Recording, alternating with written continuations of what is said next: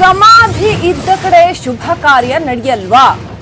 ವಾಸ್ತು ಸಮಸ್ಯೆನ ಅಥವಾ ಮೂಢನಂಬಿಕೆನ? ಕನ್ನಡದ ಮೇರು ನಟನ ಸಮಾಧಿಯ ಸುತ್ತ ಮತ್ತೆ ವಿವಾದ ಗರಿಗೆದರಿದೆ. ಶುಭ ಕಾರ್ಯಕ್ಕೆ ಅಡ್ಡಿ ಆಗತ್ತಾ?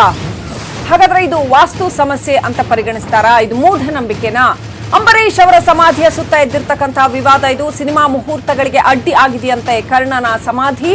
ಅಂಬಿ ಸಮಾಧಿಯಿಂದ ಮುಹೂರ್ತಗಳೇ ಕಡಿಮೆ ಆಗಿಬಿಟ್ಟಿದೆಯಂತೆ.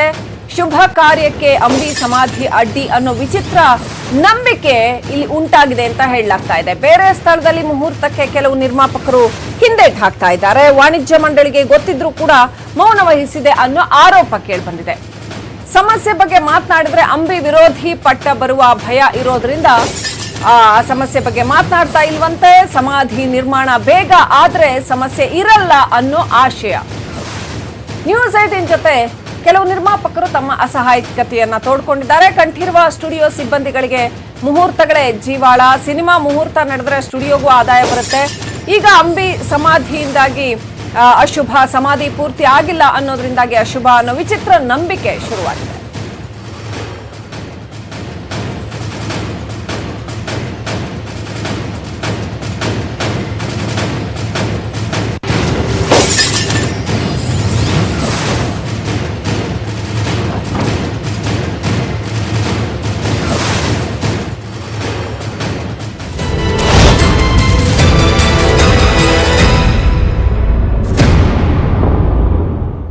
ನೋಡಿ, ಈ ಮೂಢನಂಬಿಕೆ ಅನ್ನುವಂಥದ್ದು ಸಿನಿಮಾ ರಂಗವನ್ನು ಕೂಡ ಬಿಟ್ಟಿಲ್ಲ.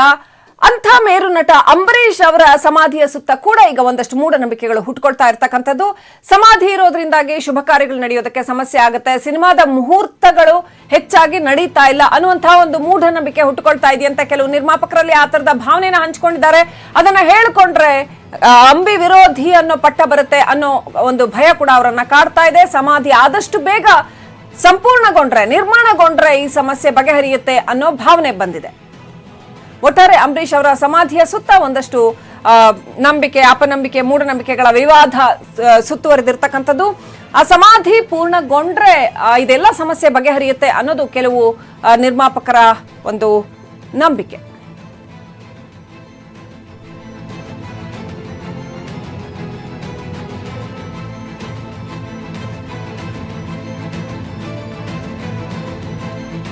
ಈ ಬಗ್ಗೆ ಸಾಕಷ್ಟು ಜನ ಮಾತನಾಡಿದ್ದಾರೆ, ಅಲ್ಲಿ ಸ್ಥಳೀಯರು ಮಾತನಾಡಿದ್ದಾರೆ. ಯಾರ್ಯಾರು ಏನೇನು ಹೇಳ್ತಾರೆ ನೋಡೋಣ ಬನ್ನಿ. ನಡೀತಿದ್ವು ಒಂದು ತಿಂಗಳಲ್ಲಿ 7-8 ಮುಹೂರ್ತ ನಡೆಯೋದು. 7-8 ಮುಹೂರ್ತ ಈಗ ಮುಹೂರ್ತದಲ್ಲೇ ಸ್ಯಾಲರಿ ಎಲ್ಲ ಕವರ್ ಆಗ್ಬಿಡೋದು. ಈಗ ಎಲ್ಲಿ ಇವೆಲ್ಲ ಮುಹೂರ್ತನೇ ಇಲ್ಲ. ರೇಟ್ ಜಾಸ್ತಿ ಮಾಡಿದ್ರೆ ಇಲ್ಲ, ರೇಟ್ ಏನು ಜಾಸ್ತಿ. ಅವು ರೇಟ್ ಜಾಸ್ತಿ ಇತ್ತು. 30,000 ರೂಪಾಯಿ ಮಾಡಿದ್ರು ರೇಟು ನಡೆಯೋದು. ಬರೀ ಈಗ 15,000 ಆದರೂ ಬರೋದು. ಕಾರಣ ಅದೇ ಈಗ ತನಕ ಮಾತಾಡಿರಲ್ಲ. ಅದೇ ಪಿಕ್ಚರ್ ತಿಂಗಳಲ್ಲಿ ಅಲ್ಲಿ ಪೂಜೆ ಮಾಡೋಕ್ಕಾಗೋದಿಲ್ಲ. ಹಿಂದ್ಗಡೆ ನಾವು ಸಮಾಧಿ ಮಾಡಿಕೊಂಡು ಮುಂದೆ ಪೂಜೆ ಮಾಡೋಣ ಸರ್ ಅಂದ್ಬಿಟ್ಟು ಅಲ್ಲಿ ಮುಹೂರ್ತ ಪ್ಲೇಸ್ ಇಲ್ವಲ್ಲ, ಇಲ್ಲಲ್ವ ಅಲ್ಲಿ ಅದಕ್ಕೆ ದೂರ ಇಲ್ಲ. ಅವ್ರು ಕೇಳ್ತಾರೆ ಹಂಗೆ, ಅಂದ್ರೆ ಶಾಮಿಯಾನ ಹಾಕಿ ಶಾಮಿಯಾನ ಹಾಕ್ತಾರೆ. ಕೇಳೋದು ಆ ಥರ ಕೇಳ್ತಾರೆ. ಏನು ಮಾಡ್ತೀರಿ ಎಲ್ಲ ಮಶಾನ ನಮ್ಗೆ ಹೋಗ್ಬಿಟ್ರಲ್ಲ ಅಂತಾರೆ. ಅವತ್ತೆಲ್ಲ ಏನಾಗಿತ್ತು ಪಿಕ್ಚರ್ ಚೇಂಬರ್ಲಿ ಕೇಳೋಕ್ಕಾಯ್ತು ನಮಗೆ. ಇಲ್ಲಿ ಬಂದು ಮಾತಾಡ್ತಾರೆ ಪಿಕ್ಚರ್ ಚೇಂಬರ್ ಕೇಳೋಕ್ಕಾಗಲ್ಲ. ಅಂಬರೀಷನ ಕಾರಣಕ್ಕೆ ಎದುರುತ್ತಾರೆ. ಅಲ್ಲೇ ಸರ್, ಯಾರ್ಯಾರು ಕೇಳಬೇಕು. ಸಾಮಾನ್ಯವಾಗಿ ಸಿನಿಮಾ ಶುರು ಮಾಡೋಕ್ಕೆ ಮುಂಚೆ ಪೂಜೆ ಮಾಡ್ತಾಯಿದ್ರು ಪ್ರಾರಂಭ. ಅವರು ಕೋಟ್ಯಾಂತರ ರೂಪಾಯಿ ಹಾಕಿರ್ತಾರೆ ನೋಡಿ. ಹಾಕಿದ ಮೇಲೆ ಒಂದು ಒಳ್ಳೆ ಶುಭ ಮುಹೂರ್ತ ಅಂತ ಹೇಳಿ ಇಟ್ಕೊಂಡಿರ್ತಾರೆ. ಅಂಥದ್ರಲ್ಲಿ ಸ್ಮಶಾನದ ಹತ್ರ ಮಾಡೋದು ಅಂದರೆ ಎಂಥವ್ರಿಗೂ ಒಂದು ಬೇಜಾರು. ಆಮೇಲೆ ಅಲ್ಲಿ ಮುನೇಶ್ವರ ಅನ್ನೋದೊಂದು ದೇವರು ಇದಿದೆ, ಅದು ತುಂಬ ಪವರ್ಫುಲ್ಲು. ನಾನು ತಿಳಿದ ಹಾಗೆ ತುಂಬ ಶಕ್ತಿಯಾದ ದೇವರದು. ಅಲ್ಲಿ ರಾಜ್ಕುಮಾರ್ ಅವರು ಶೂಟಿಂಗ್ ಹೋಗಕ್ಕೆ ಮುಂಚೆ ಅಲ್ಲಿ ಹೋಗಿ ನಮಸ್ಕಾರ ಮಾಡ್ಕೊಂಡು ಹೋಗ್ತಾಯಿದ್ರು. ಇವತ್ತು ಪ್ರತಿಯೊಬ್ಬರು ಅಲ್ಲಿ ನಮಸ್ಕಾರ ಮಾಡ್ತಾರೆ. ಅಂಥ ಜಾಗದಲ್ಲಿ ಇದು ಮಾಡಿರೋದು ಬಹಳ ತಪ್ಪು. ಜನ ನನ್ನನ್ನು ಬೈಬೋದು ಅಥವಾ ಯಾರು ಕೇಳಿದವರು ನನ್ನನ್ನು ಏನು ಹೀಗೆ ಮಾತಾಡ್ತಾರೆ ಅಂತಲೂ ಹೇಳ್ಬೋದು. ನಾನು ಅಂಬರೀಷ್ ವಿರೋಧಿ ಅಲ್ಲ. ನಾನು ಹೇಳಿದ್ದನ್ನು ಏನೇ ಆಗಲಿ 2 ಎಕರೆ ಕೊಡ್ಕೊಡ್ತು.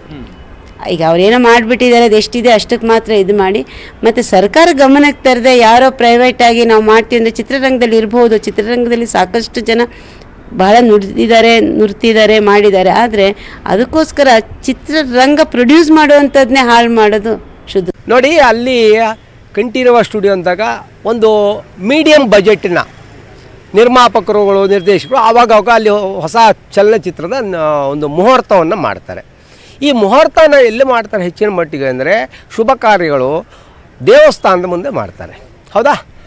ಆದರೆ ಇಲ್ಲಿ ಏನಾಗಿದೆ, ಇವತ್ತಲ್ಲಿ ಮಾಡಲಿಕ್ಕೆ ಏನಾದರೂ ಹೋದರೆ ಅವ್ರಿಗೊಂದು ಮಾನಸಿಕವಾದ ಒಂದು ಹಿಂಸೆ ನಡೆಯುತ್ತೆ. ಪಕ್ಕದಲ್ಲಿ ಸಮಾಧಿ ಇದೆ, ಇವತ್ತು ಅಂಬರೀಷ್ ಅವ್ರದ್ದು ಇದು ಸಮಾಧಿ ಇರೋದು, ರಾಜ್ಕುಮಾರ್ ಸಮಾಧಿ ಇರೋದು ಎಲ್ಲವೂ ಆ ಫಿಲಮ್ದು ಶೆಡ್ಗಳೇನಿದೆ ದೊಡ್ಡ ದೊಡ್ಡ ಇದನ್ನು ಅಲ್ಲಿ ಇರೋದ್ರಿಂದ ಅವರಿಗೆ ಒಂದು ರೀತಿಯಲ್ಲಿ ಏನೋ ಒಂಥರ ಮಾನಸಿಕವಾದಂಥ ಹಿಂಸೆ ಆಗ್ತಾ. ಹೌದು, ದೊಡ್ಡ ವ್ಯಕ್ತಿಗಳಿರ್ಬೋದು, ಇವರೇನು ನಾನು ಹೇಳಬೇಕು ಅಂತ ಹೇಳಿದ್ರೆ ಕೈವಾರ ತಾತಯ್ಯನವರಲ್ಲ, ದಯವಿಟ್ಟು ಅರ್ಥ ಮಾಡ್ಕೊಳ್ಳಿ. ಮುಹೂರ್ತಗಳು ಅದಕ್ಕಾಗೇ ಈ ವಿಚಾರವನ್ನು ಇಟ್ಟುಕೊಂಡೇ ಕೆಲವೊಂದು ಕಡೆ ಮುಹೂರ್ತಗಳು ನಿಂತು ಹೋಗಿದೆ. ಇನ್ನೂ ನಿಮಗೆ ಭಾಳ ಇದರಲ್ಲಿ ಹೇಳಬೇಕು ಅಂದರೆ ದೈವಿಕವಾಗಿ ಕೆಲವೊಬ್ಬರು ಭಾಳ ನಂಬಿಕೆಯನ್ನು ಇಟ್ಕೊಂಡಿರ್ತಾರೆ.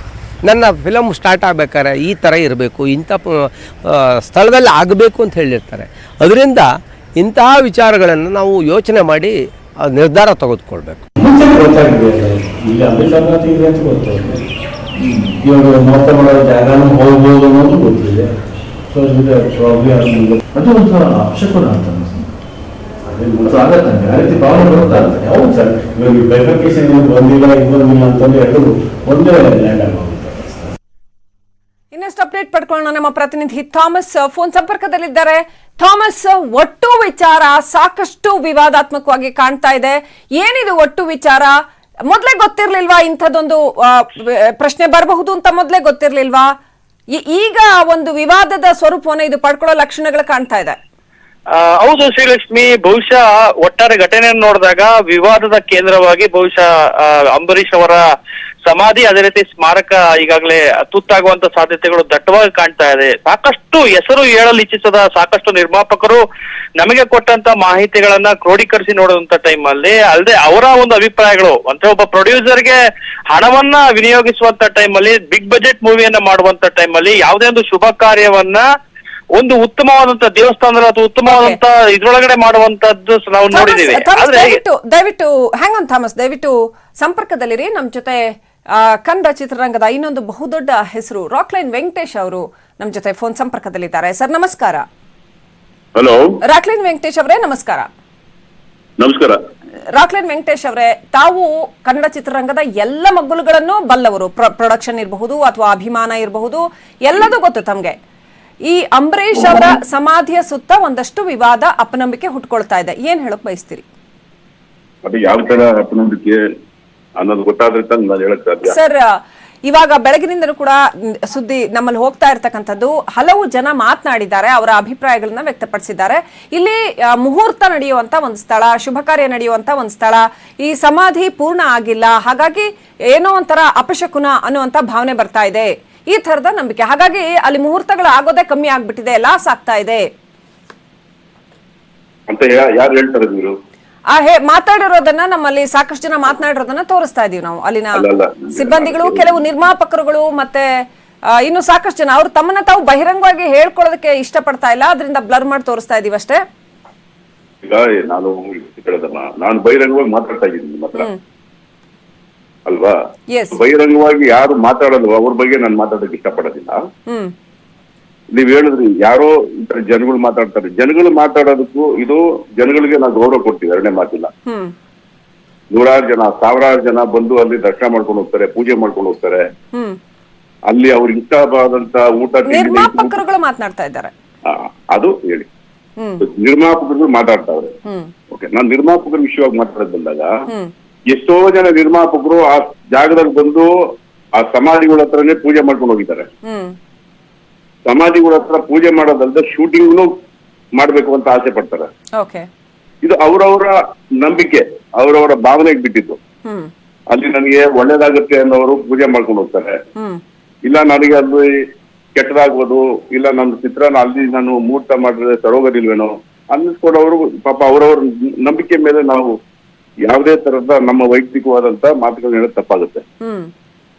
ಡಾಕ್ಟರ್ ವೆಂಕಟೇಶ್ ಅವರೇ, ಇನ್ನೊಂದು ವಿಚಾರ ಹೇಳಿದ್ರು, ಅಲ್ಲಿ 2 ಎಕರೆ ಜಾಗ ಸ್ಯಾಂಕ್ಷನ್ ಮಾಡಬೇಕು ಅಂತ ಆಗಿದೆ. ಆದ್ರೆ ಆ 2 ಎಕರೆ ವ್ಯಾಪ್ತಿಯಲ್ಲಿ ಇನ್ನೊಂದು ದೇವತೆ ಕೂಡ ಇದೆ, ಶಕ್ತಿ ದೇವತೆ, ಬಹಳ ಶಕ್ತಿ ದೇವತೆ. ಅಲ್ಲಿ ಡಾಕ್ಟರ್ ರಾಜ್ಕುಮಾರ್ ಅವರು ಕೂಡ ಬಂದು ಕೈ ಮುಕ್ಕೊಂಡು ಅವರ ಶೂಟಿಂಗ್ ಆರಂಭವಾಗೋದಕ್ಕಿಂತ ಮುಂಚೆ ಬಂದು ನಮಸ್ಕಾರ ಮಾಡ್ಕೊಂಡು ಹೋಗ್ತಾ ಇದ್ದಂತ ಒಂದು ದೇವತೆಯ ಸ್ಥಳ ಇದೆ, ಸನ್ನಿಧಾನ ಇದೆ.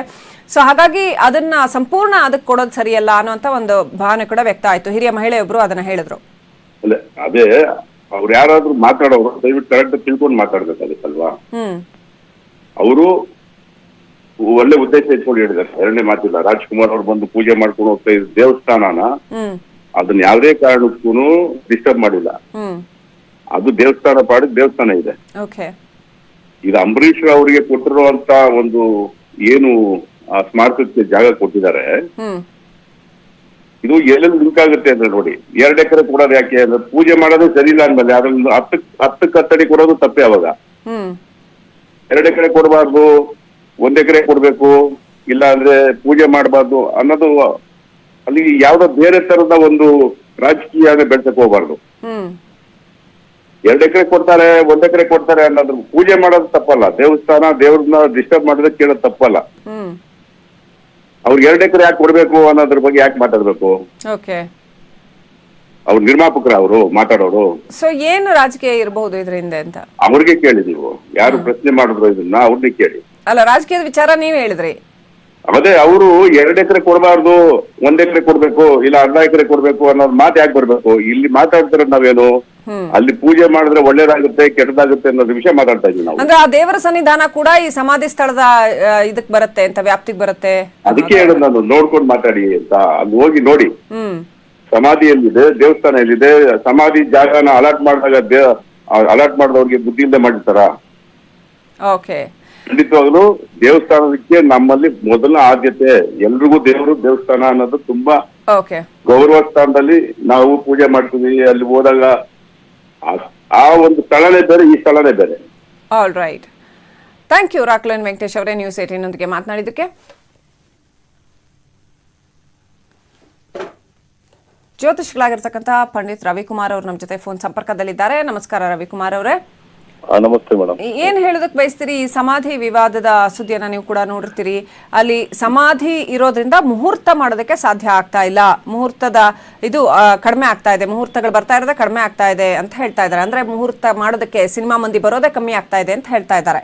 ಸೊ ಏನ್ ಹೇಳಕ್ ಬಯಸ್ತೀರಿ ಈ ವಿಚಾರದ ಬಗ್ಗೆ? ನಮ್ಮ ಹಿಂದೂ ಧರ್ಮದಲ್ಲಿ ಕೆಲವು ಆಚಾರ ವಿಚಾರಗಳನ್ನ ನಾವು ಫಾಲೋ ಅಪ್ ಮಾಡ್ಕೊಂಡ್ ಬಂದಿದ್ದೀವಿ.